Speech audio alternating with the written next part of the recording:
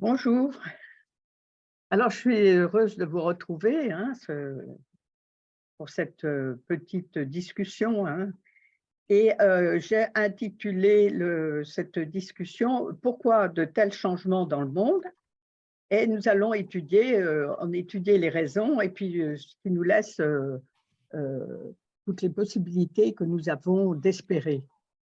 J'ai pensé intéressant de parler euh, de ce de ce thème parce que je trouve autour de moi beaucoup de gens qui me semblent, complètement, démoralisés, qui sont un peu, oui, démoralisés en se disant: «Ben, nous sommes en train de régresser au niveau politique». Il semblerait qu'il y ait de plus en plus il y a la guerre, il y a des chefs d'État qui veulent prendre le pouvoir, au niveau écologique, au niveau éducatif. Il semblerait qu'on soit plutôt en recul. Donc, on peut se poser la question, et beaucoup de gens sont inquiets. En réalité, nous abordons une époque absolument, mémorable pour l'humanité et une période, cruciale, très importante et qui va nous apporter, d'énormes changements. Et si nous sommes dans cette période un peu de difficulté, c'est parce qu'il faut faire ce qu'on pourrait appeler un nettoyage, hein, si vous voulez. Nous changeons d'époque et nous sommes à un niveau particulier au niveau de l'évolution de l'être humain. Alors, je vais un peu développer, il y a 3 causes qui peuvent expliquer cette période un peu compliquée. Il y a d'abord le changement d'air. Il y a, effectivement, comme je vous dis, le niveau de conscience de l'être humain qui est en train de progresser et enfin, au moment du changement d'air, il se passe toujours un événement très important dont je vais vous parler. Donc, commençons par ces changements d'air. Nous étions jusqu'à maintenant dans l'ère du poisson avec ses énergies très particulières, hein, puisque chaque, chaque ère a est sous l'influence d'une constellation qui va nous donner des énergies très particulières. Alors, si vous voulez, on va peut-être un peu revenir un peu en arrière en se disant que le but de l'évolution de la Terre, de l'être humain, c'est quelque chose qui répond à un plan qui est complètement pensé. Et ce plan, il avance au fur et à mesure qu'il y a une évolution. Et cette évolution, elle se passe un peu comme sous une forme de spirale qui progresse doucement, hein. On passe par des rondes, hein, par des périodes différentes. Et à chaque fois, l'humanité, la Terre et tous les règnes arrivent à un niveau supérieur. Et ainsi, on avance, comme dit la chanson, on avance, on avance.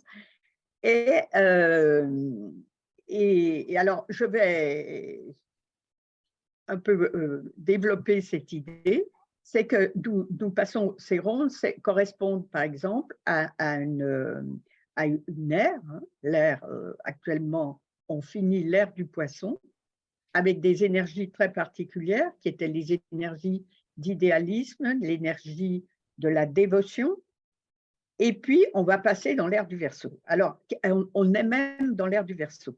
Qu'est-ce qui m'autorise à dire qu'on est déjà dans l'ère du Verseau? C'est parce qu'à l'heure actuelle, il y a énormément, toutes les énergies du Poisson se retirent et les énergies du Verseau arrivent, hein. Et c'est ces changements, ce changement d'énergie qui provoque tout le malaise dans lequel on se trouve. Alors, ce phénomène est un phénomène, puisque je parle du Poisson, du Verseau, qu'on pourrait parler d'astrologique, mais en fait, c'est aussi un phénomène astronomique. C'est-à-dire que les scientifiques l'expliquent, hein, par le fait que la Terre n'étant pas complètement ronde, à chaque fois qu'elle se décale, tous les 2300 ans, il y a un petit décalage et elle reçoit à ce moment-là les énergies d'une constellation différente. Alors, ces énergies, elles sont pas là pour rien. Elles sont là pour par exemple, l'humanité, et puis je parle toute la Terre dans son ensemble, mais l'humanité, puisque c'est ce qui nous concerne, a quelque chose à apprendre de ces énergies qui arrivent. Et donc, dans l'ère du poisson, on avait à apprendre à devenir des individus par rapport à l'époque précédente où on était dans un état complètement plus grégaire, hein, c'est-à-dire qu'il y avait les savants qui savaient et puis l'ensemble de la population qui suivait. Là, pendant cette ère du poisson, il a fallu qu'on développe notre individualité, chose auquel on est parfaitement arrivé, et à tel point qu'on est même passé au-delà, on est devenu complètement individualiste. Et ça, on en parlera un peu, si vous voulez, après. Alors, il y avait cette notion, il y avait aussi la notion qu'il fallait d'énergie de dévotion et d'idéalisme. Donc, on a créé plein de mouvements en isme, aussi bien en économie, en politique, dans tous les domaines artistiques, voilà. Hein. Et donc, ces mouvements en isme, comme le communisme ou le capitalisme, le problème, c'est qu'ils sont devenus un peu ils devenaient un peu en rivalité. Hein. Donc, ça a développé cette individualité, elle a développé aussi beaucoup de rivalité, de compétition. Et puis, on avait aussi une troisième chose à apprendre pendant cette ère du poisson, c'était apprendre aussi à savoir ce que c'était qu'un peu l'abondance. On avait manqué, l'être humain, au fur et à mesure qu'il s'est développé, il a beaucoup été dans le manque, il a fallu qu'il se débrouille pour se trouver à nourrir, pour se loger, et donc, pour dépasser quelque chose, il faut l'avoir vécu. Donc, on a vécu ça, et maintenant, il fallait avoir vécu un peu ce que c'était que l'abondance, hein, si on peut dire. Le problème, c'est qu'une partie de la Terre a vécu cette abondance, mais peut-être un peu au détriment d'une autre partie de la Terre. C'est-à-dire qu'on peut dire que la partie occidentale s'est très bien servie et la partie orientale un peu moins. Alors, si je vous explique tout ça, c'est pour vous faire comprendre que il y a des qualités qui ont été développées avec leurs défauts en relation, hein, parce que dans toute énergie, il y a ce qu'elle est si elle est parfaite, et puis tous les défauts qui incombent à cette énergie. Et en fin de cycle, ce sont plutôt les défauts qui apparaissent, et puis surtout apparaissent d'autres énergies, donc l'énergie du Verseau, pardon, qui, elle, c'est une énergie surtout d'harmonie et de synthèse. Alors, ça veut dire quoi, cette harmonie et cette synthèse? L'harmonie, ça veut dire bon, le beau, l'équilibre, la juste relation entre les différents règnes, entre les différents humains. Ça, c'est le but à atteindre. Et puis surtout, la synthèse. Alors, la synthèse, ça veut dire aussi réaliser qu'on est tous liés les uns avec les autres, qu'on est tous dépendants les uns des autres, et qu'il faut avoir une vue, au lieu d'avoir une vue plus analytique en voyant chacun son petit problème, avoir une vue de synthèse. Et ça veut dire aussi travailler un peu ensemble. Alors, vous me direz, mais si on a travaillé chèrement notre individualité, ce n'est pas pour la perdre. Eh bien non, ce n'est pas pour la perdre, parce que cette qualité qu'on a acquise, on va la mettre au service de la communauté. L'unité dans la diversité. Et donc, ça va apporter un plus, et il n'est nullement question qu'on ne reconnaisse pas ce qu'on est soi. Voilà. Alors, je vous explique tout ça, et ça explique aussi pourquoi en ce moment les choses vont mal. Pourquoi les choses vont mal? Parce que toutes les institutions fonctionnaient sur la construction de l'ère du poisson, aussi bien, par exemple, l'éducation nationale. C'était quelque chose au début du XXe siècle. L'école de Jules Ferry, c'était un modèle, c'était quelque chose de merveilleux, avec une égalité des chances. Et pourquoi maintenant tout ça s'effondre? Tout simplement parce que les énergies se retirent et elles laissent Les mouvements politiques, c'est pareil, hein. On voit que le Parti socialiste, comme le parti de droite, hein, sans faire rien de spécial, ils n'ont plus aucune force, ils n'ont plus aucune puissance. Tout ça parce que l'énergie se retire de ce type de système, hein, et qu'il va falloir construire autre chose. Ça, c'est une des premières choses, l'énergie se retire. Et puis, il y a aussi qu'il va falloir faire du nettoyage. C'est-à-dire qu'on s'aperçoit aussi que tous les miasmes ressortent, hein. Par exemple, tout ce qu'on apprend sur la violence, au niveau de la sexualité, sur les incestes, des choses comme ça, ce n'est pas nouveau. Ça a toujours existé. Mais à l'heure actuelle, on en prend conscience et il va falloir nettoyer. Et c'est ce qui se passe à l'heure actuelle, parce qu'on ne peut pas adapter, on peut pas adapter l'ère du poisson à l'ère du Verseau. C'est autre chose. Je peux vous donner un exemple. Par exemple, dans les nouvelles entreprises qui fonctionnent, par exemple, les entreprises d'informatique, des choses comme ça, elles fonctionnent d'une façon en réseau, d'une façon très horizontale. Il n'y a pas de hiérarchie. Par contre, les anciennes entreprises, elles fonctionnaient avec un système pyramidal, avec une hiérarchie, avec des priorités qui étaient différentes, hein. Et quand les anciennes entreprises essayent d'adapter le nouveau système dans leur façon de gérer les choses, ça ne marche pas. Parce qu'on ne peut pas juste apposer les deux choses, il faut vraiment démolir. Et donc, en ce moment, c'est ce qui se passe. Et il y a un autre phénomène aussi, c'est qu'à l'heure actuelle, il y a une certaine quantité de personnes qui naissent, qui sont déjà dans les énergies du poisson, notamment les jeunes et les enfants, hein, les jeunes, et puis certaines personnes plus âgées. Et puis en face, il y a toutes les personnes qui sont avec la conception du poisson, et ça provoque des heurts, hein. C'est-à-dire qu'on peut voir, par exemple, les guerres qui se passent à l'heure actuelle, c'est parce qu'on est resté sur des schémas anciens avec deux systèmes, le système capitalisme, le système communiste, et chacun veut développer enfin, je schématise, hein, c'est beaucoup plus complexe et subtil que ça, mais c'est pour vous dire que c'est un peu des combats d'arrière-garde, hein, et qu'on va devoir passer à autre chose. Et on peut se dire que c'est un peu inimaginable comment ça va se passer. Alors ça, c'est un premier point, hein, ce changement, c'est ce qui nous amène un peu à nos difficultés, c'est cette période un peu compliquée. Et puis, il y a un deuxième facteur qui intervient aussi, c'est qu'à l'heure actuelle, une partie de l'humanité a atteint un niveau qui est supérieur. Et voilà. Alors, je vais un peu vous développer ça parce que je vous en ai déjà parlé plusieurs fois si vous m'avez écouté, hein. Vous savez que l'être humain est composé de plusieurs corps. Il a un corps physique, un corps, vous voyez, hein, c'est mon corps physique.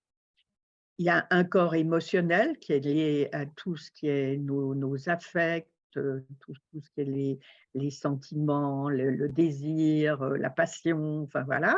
Et puis, on a un troisième corps, le corps mental, composé d'un corps mental tout à fait rationnel, logique, qui nous aide dans la vie à nous déplacer, à prendre un train à l'heure, à remplir nos feuilles d'impôt, voilà, tout ce système de logique, à comprendre le monde, hein. Et puis, il y a un corps mental supérieur qui est l'intuition. Et l'intuition, c'est quelque chose qui ne passe pas par la logique, c'est quelque chose qui vous arrive et que vous avez la certitude, hein. C'est quelque chose d'absolument indiscutable. Donc, ces trois corps qui constituent la personnalité. Et donc, comme le monde évolue, hein, je vous dis en spirale, hein, l'être humain a d'abord développé son corps physique pendant de très nombreuses années, hein, puis le corps émotionnel qui a eu son apogée au moment de l'Atlantide, hein. Mais à l'heure actuelle, on peut quand même considérer on est à plus de 80% complètement dirigé par notre corps émotionnel. On est dans le désir, dans le, dans le plaisir, la recherche du plaisir, voilà. Et bonne nouvelle, on commence enfin il y avait déjà, on se servait déjà de notre corps mental, mais on peut dire on l'utilise vraiment quand on en a vraiment la maîtrise. Et à l'heure actuelle, un certain nombre de personnes dans l'humanité ont atteint ce niveau. Et vous me direz, bah oui, mais enfin, ça veut dire un peu comme si l'humanité commençait à être un adolescent, hein, même presque un adulte, hein, et commence à se devenir complètement plus responsable, autonome, suit moins les conseils, commence à penser par lui-même. Et donc, on peut considérer quand même que, quand on voit ce qui se passe dans le monde, que l'humanité commence à être un peu critique par rapport aux personnes qui les dirigent, par rapport à la façon dont on s'est comporté vis-à-vis de la nature, vis-à-vis de… tout, tout- tout ce- tout ce- tout ça, ça bouge. Et vous me direz, mais ce n'est pas beaucoup de personnes, hein. Est-ce que ça peut suffire à changer le monde? Eh bien oui, parce que on sait qu'il n'y a pas besoin que toute l'humanité, que l'ensemble des personnes soient d'accord pour faire bouger les choses. Moi, je compare un peu à une grande casserole d'eau. Il suffit de mettre quelques grains de sel et ça change complètement le goût de l'eau et ça la métamorphose. Et il faut se dire que toutes les grandes évolutions dans le monde, par exemple les révolutions ou les évolutions qui ont eu, ça a été, c'est un petit nombre de personnes, hein, mais il arrive un moment où il y a un nombre critique, hein, qui fait basculer, et nous sommes à l'heure actuelle dans cette période. Donc c'est complètement encourageant, et c'est ce qui explique aussi on commence à être très critique par rapport à la façon dont on nous gouverne, hein, si je peux dire.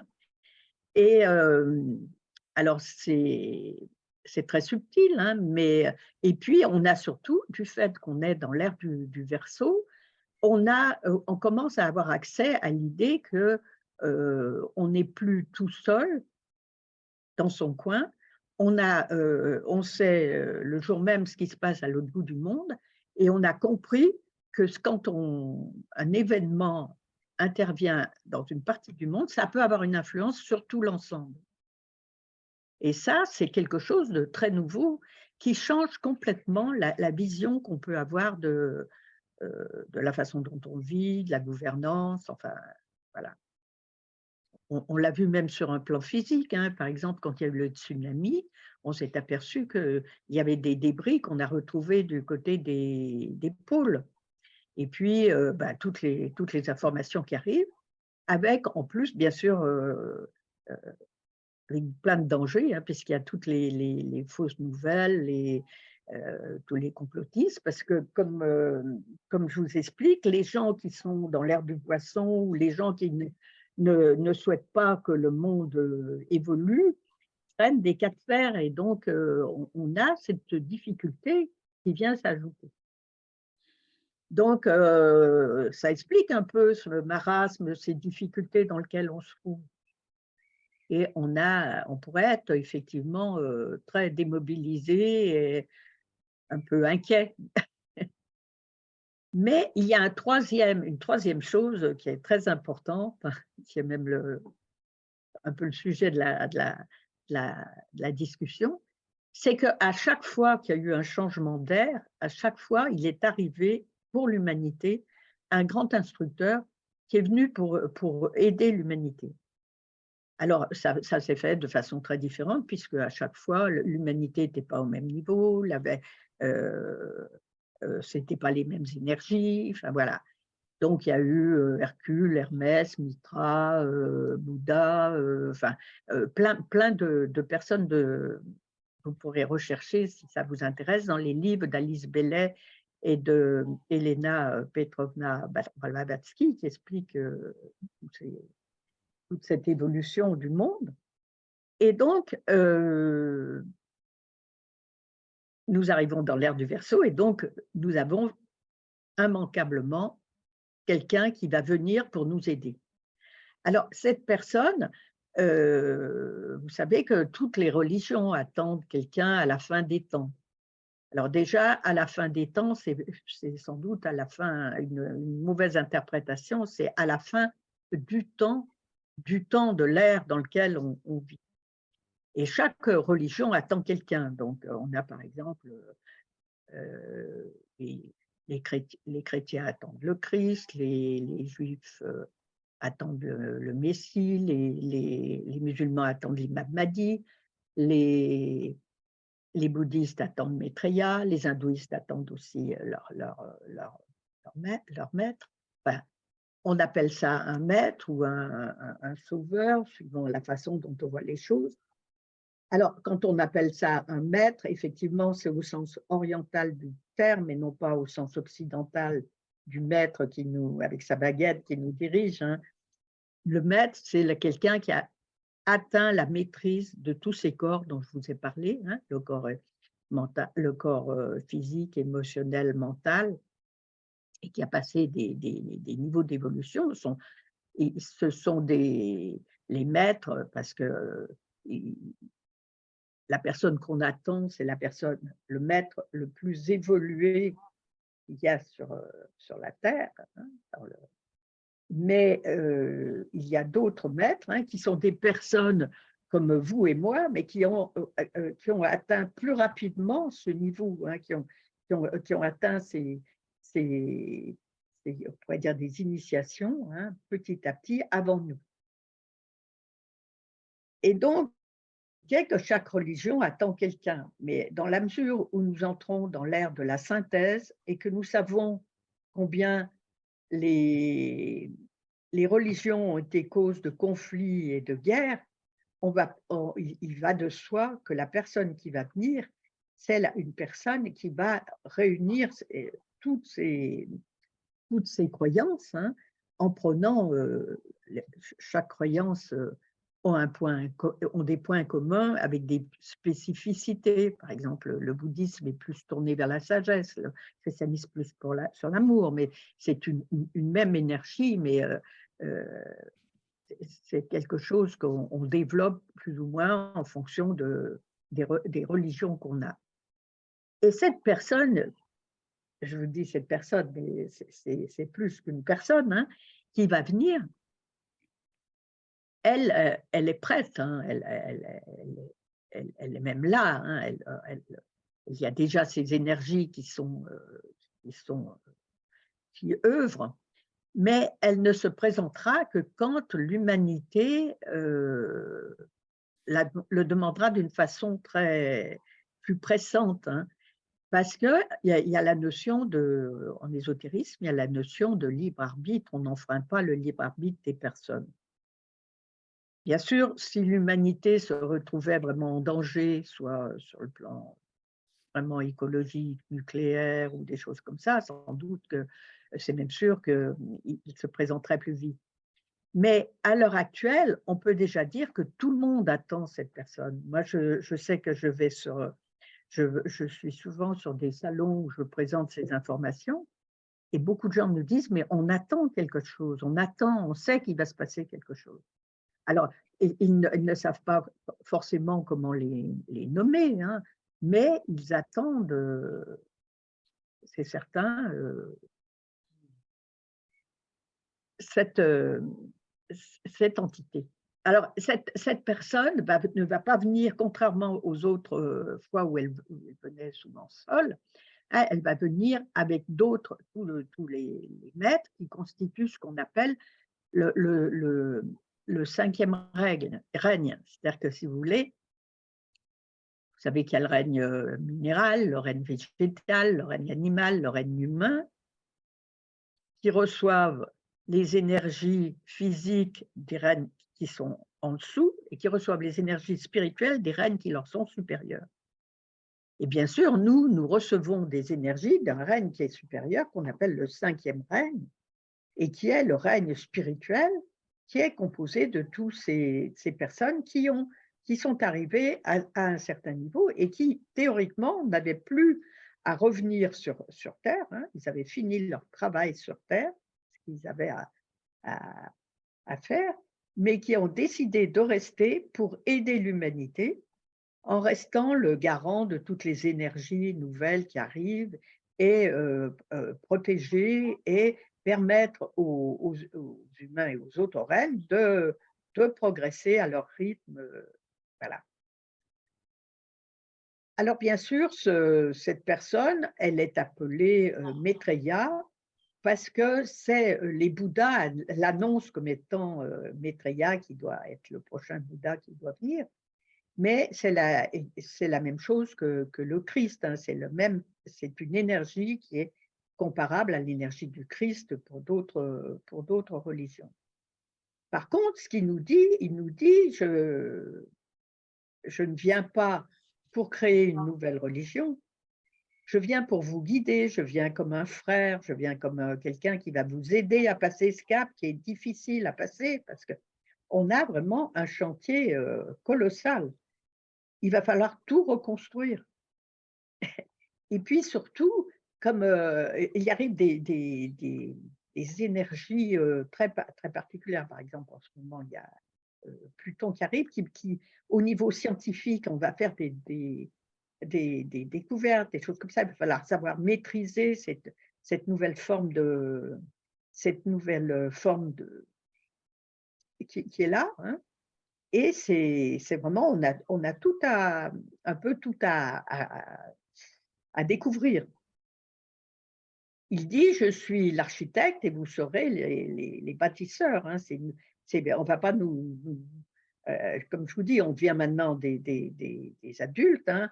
On va pas continuer à nous biberonner, hein. Donc il va falloir qu'on fasse le travail et c'est cette nouvelle qui est quand même, quelque chose de merveilleux qui arrive. Qu'est-ce qui va nous proposer ce Maitreya, qui vient, hein? Alors, on sait pas exactement, théoriquement, tout le monde, va savoir par le biais des médias quand il va se quand il va se présenter à l'humanité. Et ce qu'il va nous dire, il va nous dire que, hem, il y a une loi essentielle, hein. On a tout essayé sur les plans économiques et sur le plan politique, mais il y a une chose qu'on n'a pas fait, c'est le partage.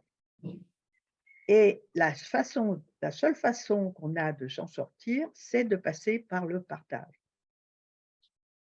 Il dit que c'est une honte, effectivement, on s'aperçoit qu'on est tous, heu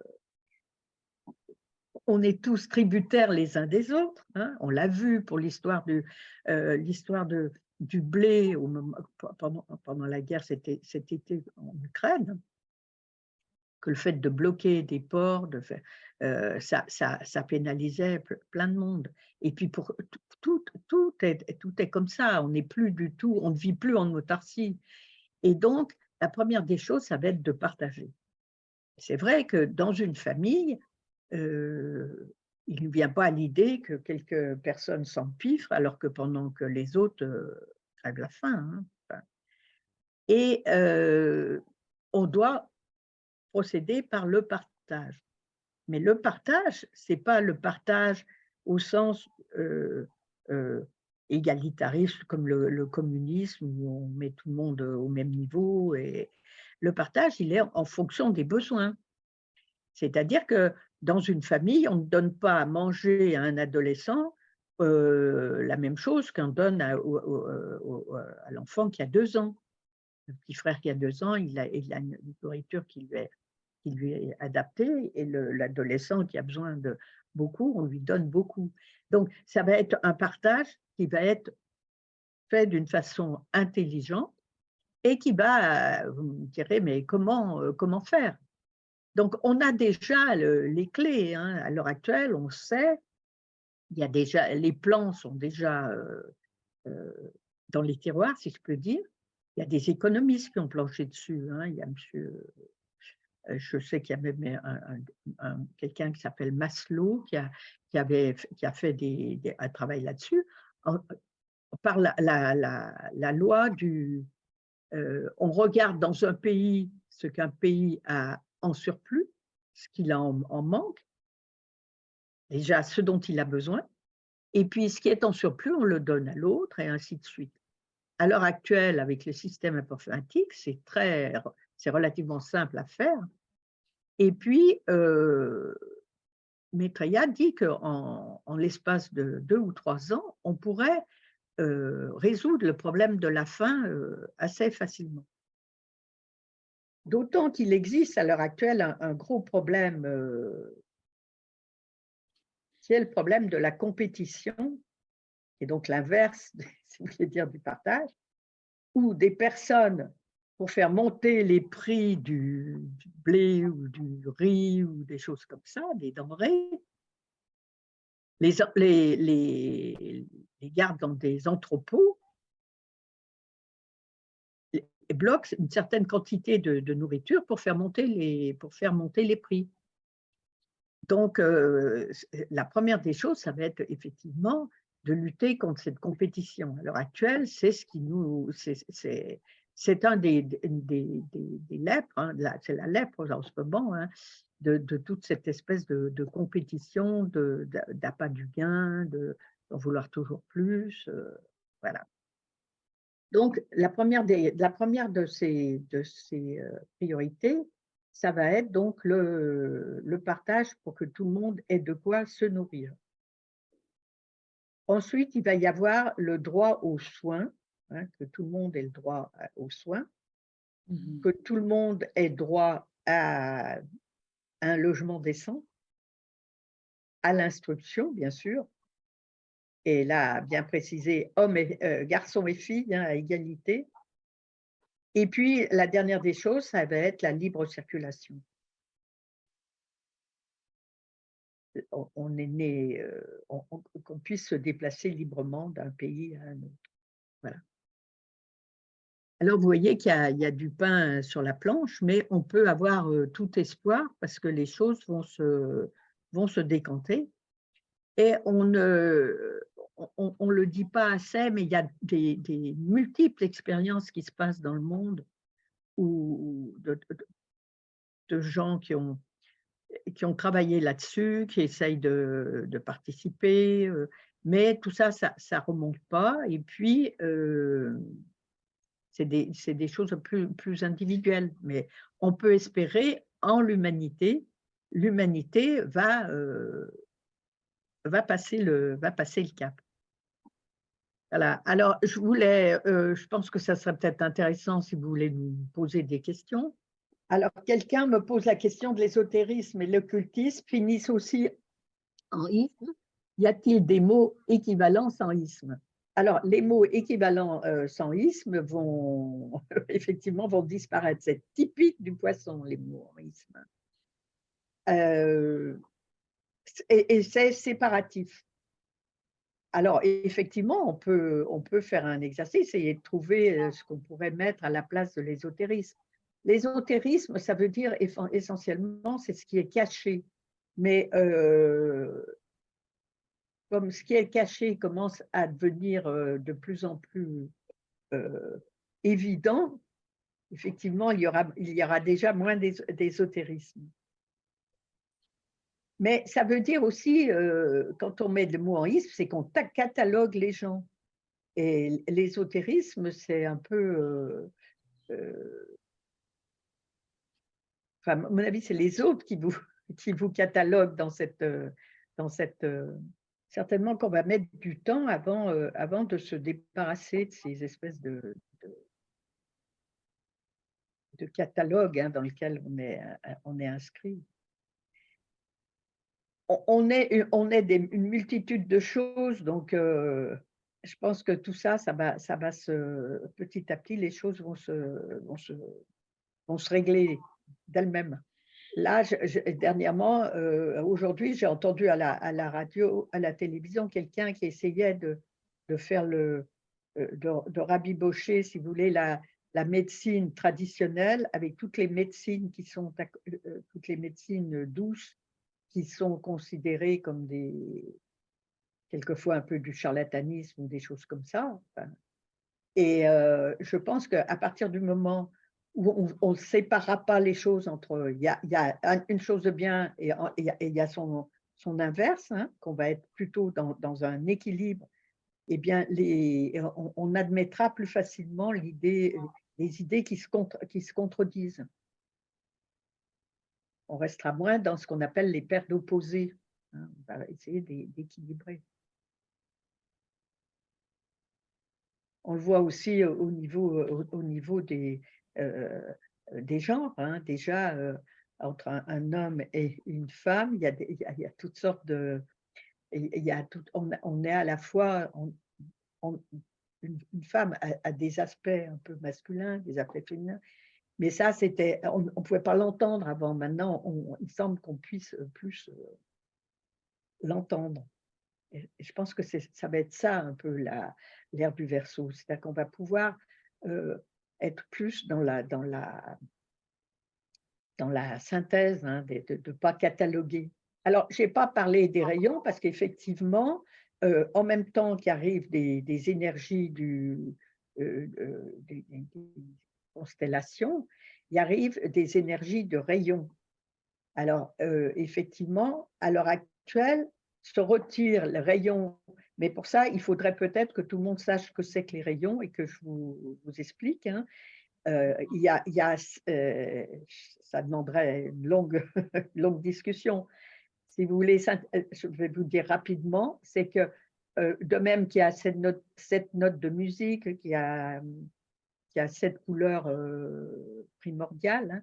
Il y a 7 énergies, primordiales qui arrivent dans le monde avec des qualités et des défauts et qu'en général, à une même époque, il y a environ maximum 3 à 4 rayons qui sont vraiment actifs et on peut dire qu'à l'heure actuelle, se retire le rayon 6 qui était donc le rayon de l'idéalisme et de la dévotion. Et arrive le rayon 7, qui est le rayon, de l'organisation.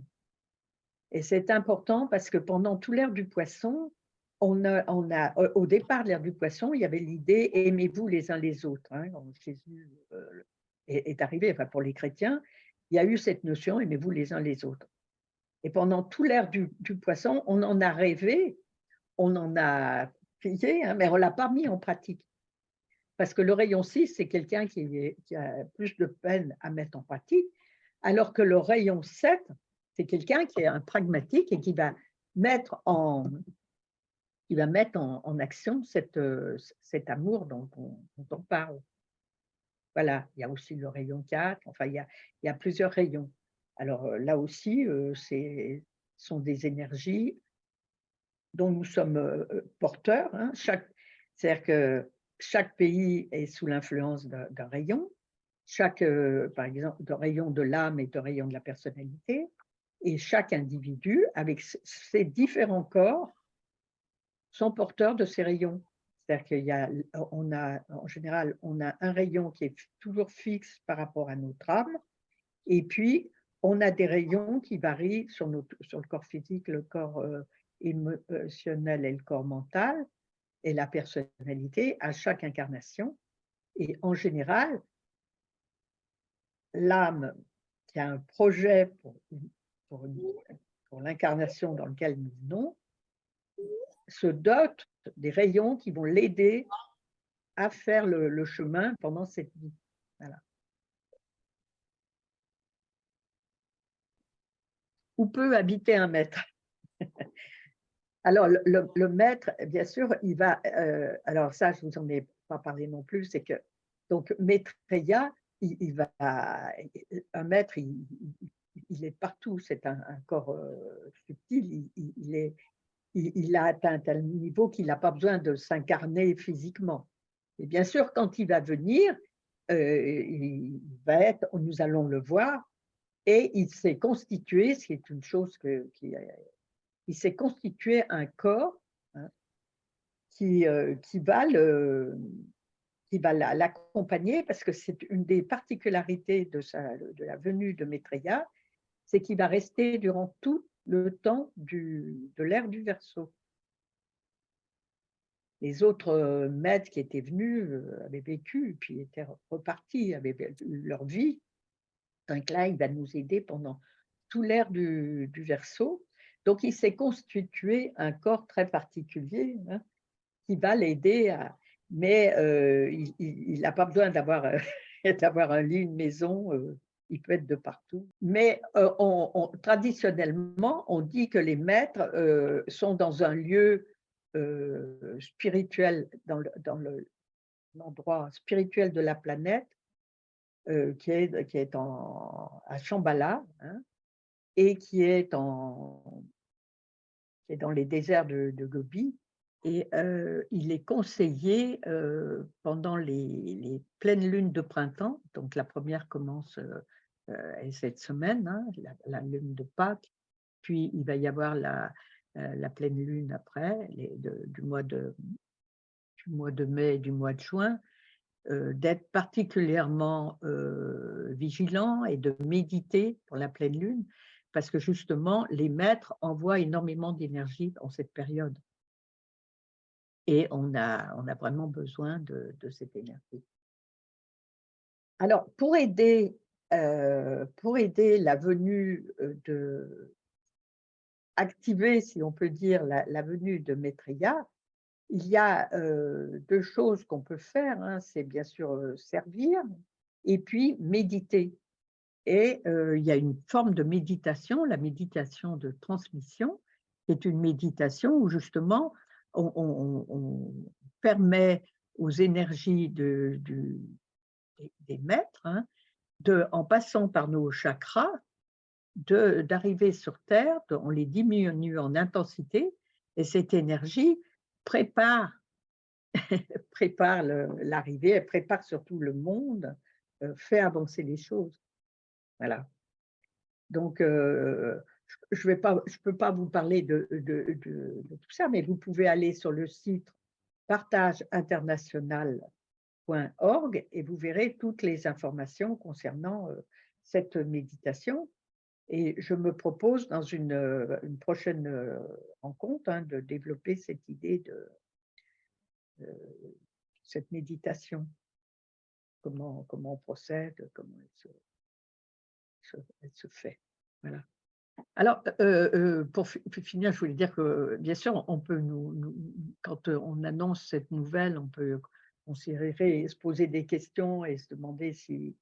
Mais on n'est pas obligé de croire à 100%, mais le peu qu'on croit, le peu qu'on a, le peu de désir qu'on a que ça se passe, ça aide énormément.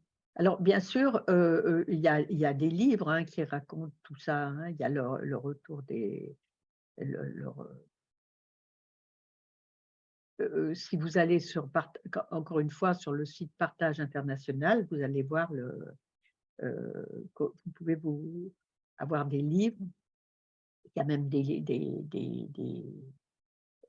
textes que vous pouvez avoir gratuitement pour avoir toutes les explications. Eh bien, bonsoir.